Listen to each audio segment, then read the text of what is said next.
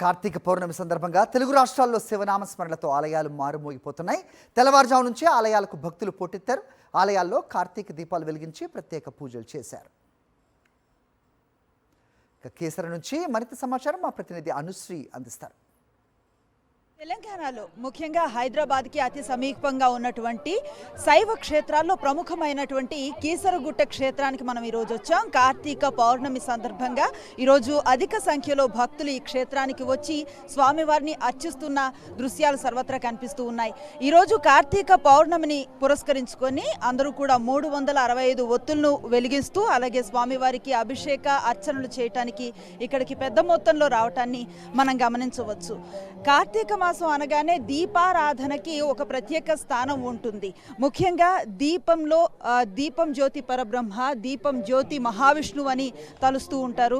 So దీపంలోనే మనకి పరమాత్ముడిని భావించి దీపం మన పాపాంధకారాలను అలాగే అంధకారం నుంచి జ్ఞానం వైపు నడిపించే ఒక సాధనంగా విశ్వసిస్తూ ఉంటారు. దీంట్లో భాగంగానే ఈరోజు పౌర్ణమిని పురస్కరించుకొని పెద్ద ఎత్తున భక్తులు ఇక్కడికి వచ్చి పూజా కైంకర్యాల్లో పాల్గొంటున్న దృశ్యాలు కనిపిస్తున్నాయి. ముఖ్యంగా కీసర ప్రాశస్త్యం గురించి ఒకసారి మాట్లాడుకోవాల్సి వస్తే కీసర గుట్టని కేసరి గుట్టగా వ్యవహరించేవారు.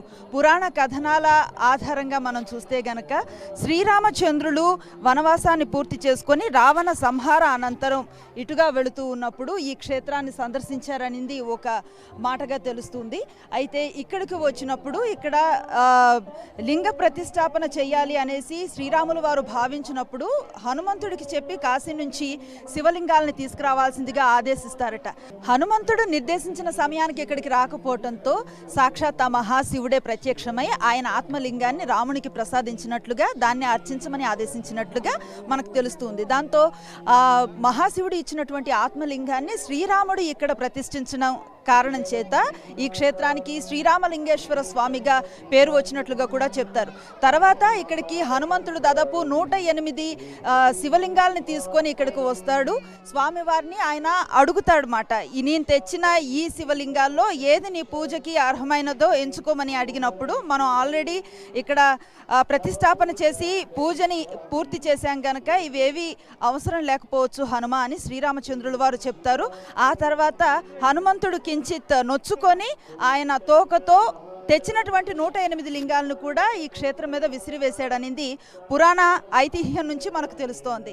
ఆ తర్వాత తాను తెచ్చిన ఏ లింగం కూడా పూజకి నోచుకోదని ఆయన నొచ్చుకున్న కారణంగా శ్రీరాముడు ఆయనకు ఉపదేశం చేస్తారన్నమాట. నీవు తెచ్చిన లింగాల్లో కూడా ఒక లింగాన్ని ఇక్కడ ప్రతిష్ఠించవచ్చు అని. సో శ్రీరాముడు ప్రతిష్ఠించినటువంటి ఏదైతే లింగం ఉందో ఆత్మలింగం, దాన్ని రామలింగేశ్వర లింగంగా మనం వ్యవహరిస్తూ ఉన్నాం. ప్రధాన ఆలయంలో ఆ లింగం పూజలు అందుకుంటోంది. అక్కడికి వామభాగం ఎడమ వైపున హనుమంతుడు ప్రతిష్ఠించినటువంటి లింగాన్ని కూడా ఇక్కడికి వచ్చిన భక్తులు గమనించవచ్చు. సో కేసరి నందనుడు తీసుకువచ్చిన లింగాలతో ప్రతిష్టాపన జరిగిన క్షేత్రం గనక ఈ క్షేత్రానికి కీసర గుట్టగా పేరు వచ్చిందని చెప్తూ ఉంటారు. చాలా పరమ పవిత్రమైన క్షేత్రం ఇది. రామకాలం నుంచి కూడా మనుగడలో ఉన్న క్షేత్రం, ఎప్పటికీ భక్తులు విరివిగా పెరుగుతూ ఉన్న క్షేత్రంగా ఈ క్షేత్రానికి పేరుంది. ముఖ్యంగా శివరాత్రి అద్భుతంగా ఇక్కడ నిర్వహిస్తూ ఉంటారు. శివుడికి సంబంధించిన ప్రత్యేక పర్వదినాలన్నీ కూడా ఇక్కడ అద్భుతమైన పూజా కార్యక్రమాలని ప్రత్యేకమైన కైంకర్యాలని నిర్వహిస్తూ ఉండటాన్ని మనం గమనించవచ్చు. ఈరోజు పౌర్ణమి, ఇది కేవలం శివుడికి మాత్రమే ప్రీతిపాత్రమైనది కాదు, మాసాలన్నింటిలోనూ పౌర్ణమి చాలా ప్రత్యేకమైనదిగా భావిస్తూ ఉంటారు. ముఖ్యంగా శివకేశవులకి అత్యంత ప్రీతిపాత్రంగా కూడా చెప్తూ ఉంటారు. ఈరోజు మహావిష్ణువుకు సంబంధించి ఎవరైతే సత్యనారాయణ స్వామి వ్రతాలు చేసుకోవాలని భావిస్తూ ఉంటారో వాళ్ళు ప్రతి నెల పౌర్ణమిలో సత్యనారాయణ వ్రతం చేసుకోవటానికి ప్రాముఖ్యతను చూపిస్తూ ఉంటారు. అలాగే ఈరోజు కార్తీక పౌర్ణమి రోజు కూడా సత్యనారాయణ స్వామి వ్రతం చేసుకోవటం వల్ల మహావిష్ణువు అనుగ్రహం కూడా ప్రాప్తిస్తుంది అనే ఒక విశ్వాసం ఉందన్నమాట. కాబట్టి ఈరోజు శైవ క్షేత్రం అనే కాదు, చాలా వరకు మహావిష్ణువుకు సంబంధించినటువంటి పూజలు కూడా చేస్తూ ఉంటారు. శివకేశవులకు అత్యంత ప్రీతిపాత్రమైనటువంటి మాసం అలాగే రోజు కూడా కావటంతో భక్తులు అన్ని ఆలయాలకి పోటెత్తుతున్నటువంటి పరిస్థితిని మనం చూస్తూ ఉన్నాం. కెమెరా పర్సన్ వెంకట్తో అనుశ్రీ ఫర్ సాక్షి న్యూస్.